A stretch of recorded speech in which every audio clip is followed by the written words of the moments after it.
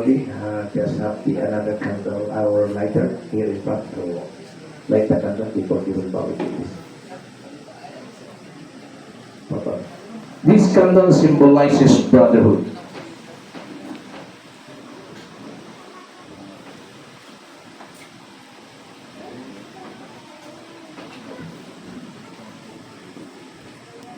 Eagelism is more than a mere civic organization.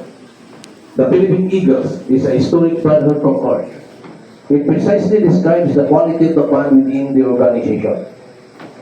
Brotherhood characterizes strong cohesiveness among the club members. May I call now the verb the second small candle to be written by Kuya Ulrich Kahulugan.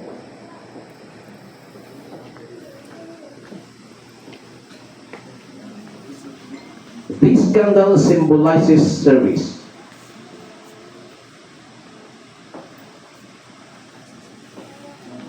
The Philippine Eagles shall seek to provide humanitarian service, usefulness, and destiny in the Philippines as well as other countries, good to benefit primarily the needy.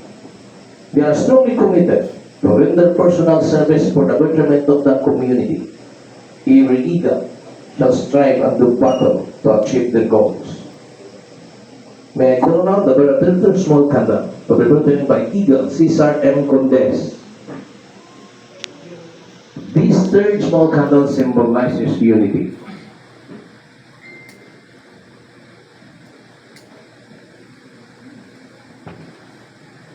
The Philippine Eagles are committed to unite their members and resources in doing and practicing what they hereby strongly set and desire.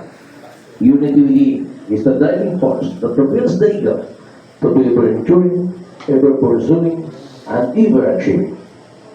May I call now the verb the big candle to be written by Kuya Raymond Pina.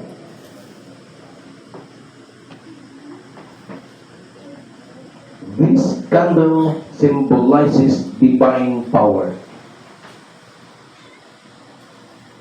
May I ask everyone in the presidential table to please just face the presidential table first, please. May I ask everyone in the presidential table to please stand up and make a simple bow to the symbol of divine power. 1, 2, 3, bow.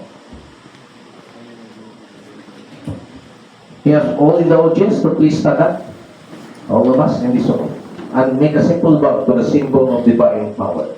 1, 2, 3, bow.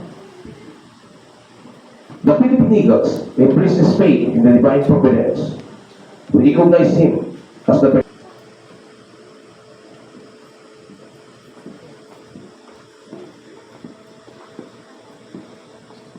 then the Charter Club President of Mount Sinaka Eagles Club, Eagle Romulo M. Taglos, together with Ate Crisanta M. Taglos and Romilly